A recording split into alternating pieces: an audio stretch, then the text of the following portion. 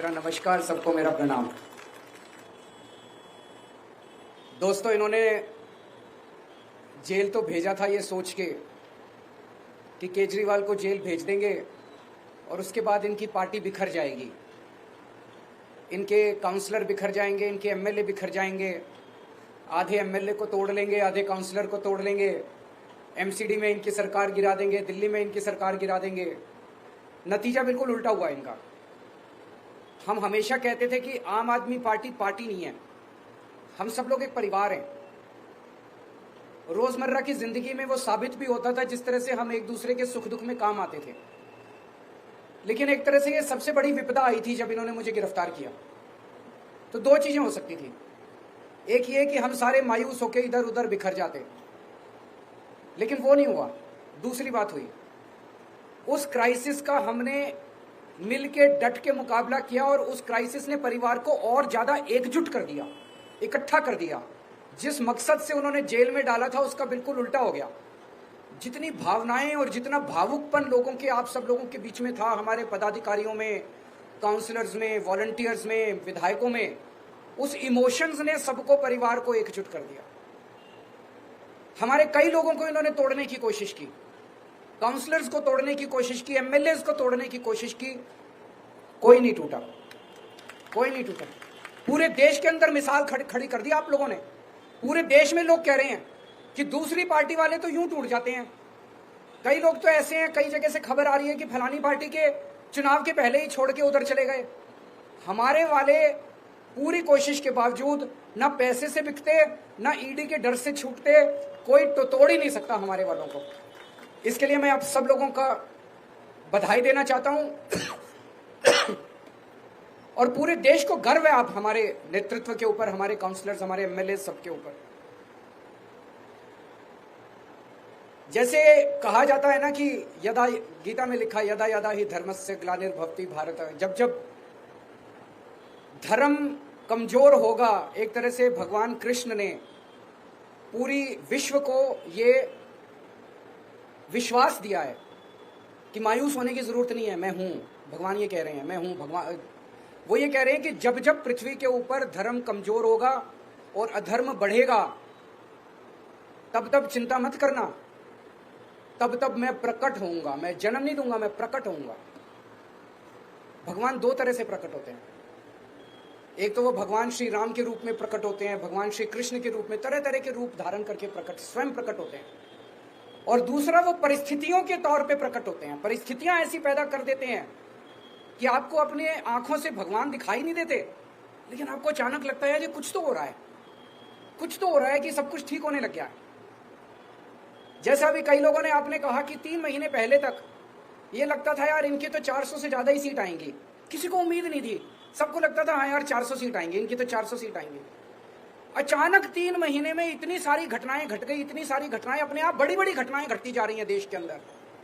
आज शर्त इस बात की नहीं लग रही देश के अंदर कि 400 सीट आएंगी, शर्त इस बात की लग रही है कि 250 सीट आएंगी कि नहीं आएंगी इन लोगों। ये क्या है? ये चमत्कार है, ये ऊपर वाले की कृपा है, ये हनुमान जी की कृपा है, ये भगवान श्री कृष्ण ने जो गीता के अंदर उन्होंने आश्वासन दिया है पूरी कायनात को, ये उसका प्रकटीकरण है। ये आपको पता नहीं चलेगा, लेकिन कुछ हो रहा है चारों तरफ। मेरे को जब गिरफ्तार किया, मुझे लग रहा था 6-7 महीने तो अब जेल में रहना पड़ेगा। मैं उसके लिए मानसिक तौर पे तैयार था। मुझे बिल्कुल उम्मीद नहीं थी कि मैं बीच में वापस लौट के आऊंगा। चमत्कार हो गया। शुक्रवार को सुप्रीम कोर्ट ने जो जजमेंट दिया, वो एक तरह से ऐसे लग रहा कि प्रभु ने कोई चमत्कार किया है। और अभी मैं परसों जब एक रोड शो में गया, तो एक रोड शो में एक महिला जोर से चिल्लाई, बोली जी भगवान ने भेजा है आपको बीजेपी को हराने के लिए। 20 दिन के लिए, 21 दिन की जो जमानत मिली है, ये भगवान ने भेजा है। तो प्रभु अपनी तरीके से लीला करता है, लेकिन लीला भी वो तभी करता है जब आप कर्म करते हो। ये मत सोच लेना भगवान लीला कर रहा है पापा। कर्म करना पड़ेगा कि नहीं करना, मेहनत करनी पड़ेगी, बिना कर्म के फल नहीं मिलेगा।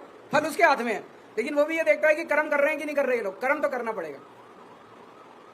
इन्होंने पूरी कोशिश की जेल के अंदर केजरीवाल को तोड़ने की, तरह तरह से। कभी अपमानित करते थे, कभी बेइज्जत करते थे, 15 दिन तक इन्होंने मेरे को इंसुलिन नहीं दिया। मेरे को 20 साल से शुगर की बीमारी है और 10 साल से मैं इंसुलिन पे हूं। शुगर की बहुत हाई लेवल की बीमारी है मुझे, और मैं डेली 52 यूनिट इंसुलिन लेता हूं। 52 यूनिट बहुत ज्यादा होते हैं, 52 यूनिट इंसुलिन लेता हूं। तो जब मैं जेल में गया, डेली मेरा बढ़ता जाए, कभी 300, कभी 325, कभी 325।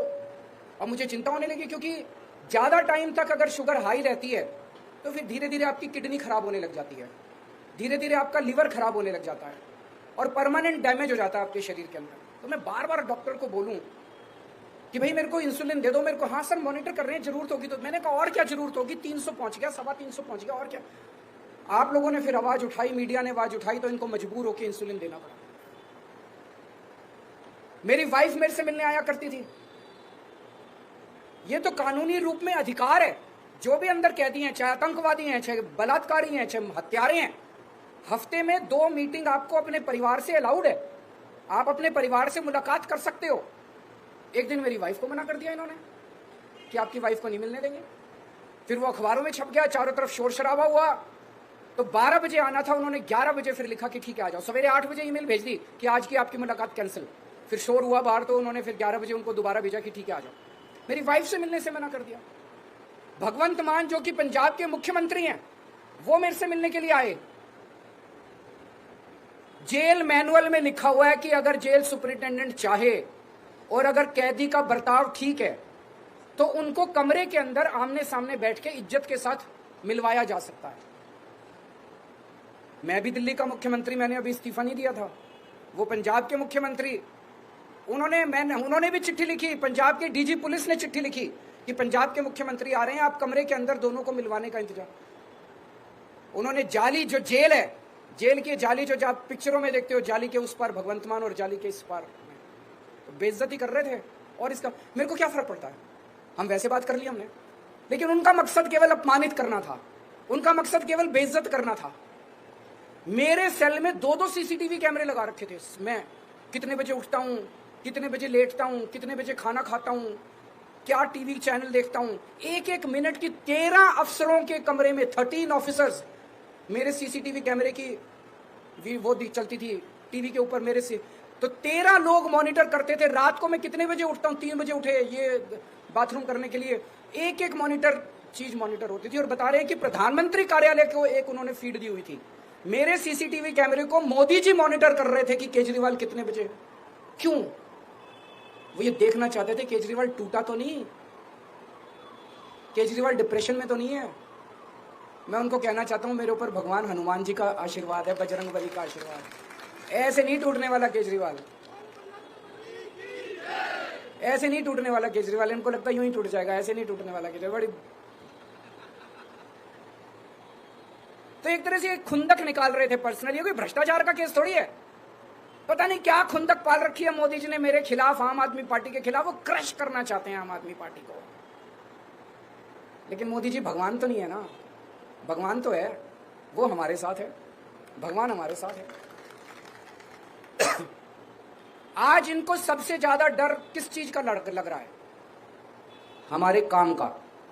आज अगर हमने अच्छे काम नहीं किए होते दिल्ली में, ये 2 मिनट में हमें क्रश कर सकते थे। आज हमने अच्छे काम किए। ये टीवी चैनल वाले, मैं देखा करता था अंदर सेल में बैठ के टीवी पे, जहां सड़क पे जाते थे टीवी चैनल वाले, जिससे पूछते थे सब यही कहते थे, यार केजरीवाल ने स्कूल अच्छे कर दिया, उसको जेल में नहीं डालना चाहिए था। यार उन्होंने अच्छा काम किया, उनको जेल, ये कहते हैं ना, पहली लाइन होती है काम अच्छा किया है इसलिए जेल में नहीं डालना चाहिए था। हमने अगर काम नहीं किए होते तो जनता क्या कहती, निकम्मा है, अच्छा हुआ जेल में डाल दिया। हमारे काम की वजह से आज हमारी इज्जत है, हमारे काम की वजह से आज लोग हमें प्यार करते हैं, हमारे काम की वजह से बीजेपी हमसे डरती है।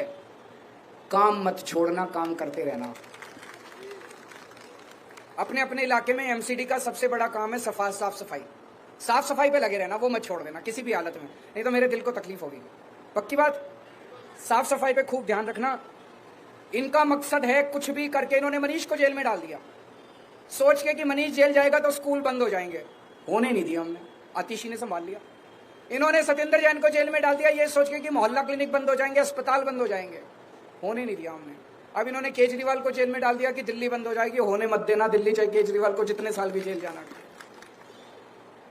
मेरे को पिछले कुछ दिनों से पूरे देश भर से इंडिया गठबंधन के कई पार्टियों के कैंडिडेट्स के सबके इनविटेशन आ रहे हैं। जितना मेरे से बन पड़ेगा अगले 21 दिन में ज़्यादा से ज़्यादा जगह जाके और प्रचार के लिए मैं जाऊंगा। इंडिविजुअल कैंडिडेट्स के फ़ोन आ रहे हैं, आप हमारे यहाँ भी आओ। उत्तर प्रदेश से, बिहार से, महाराष्ट्र से, झारखंड से, जहाँ जहाँ बुलाएंगे, जहाँ जहाँ मैं जा सकूँगा मैं ज़रूर जाऊँगा। पूरी मेहनत करूँगा और आपको भी मेहनत करनी है। जो अभी प्रियंका गौतम जी ने कहा कि थोड़ा ढीले हो गए हैं, अभी ढीले नहीं होना, आपको मेहनत करनी है। 2 तारीख को मेरे को वापस जाना है। 4 तारीख के नतीजे में जेल से देख रहा हूँगा। अगर आपने मेहनत की और अगर इंडिया गठबंधन जीत गया तो मैं 5 तारीख को वापस आ जाऊंगा। और अगर आपकी मेहनत में कमजोरी रह गई तो फिर देखो कब मिलेंगे। तो आप सब लोगों का बहुत बहुत शुक्रिया। मुझे वाकई गर्व है कि मुझे आप जैसे साथी मिले, आप जैसे लोग मिले। मेरे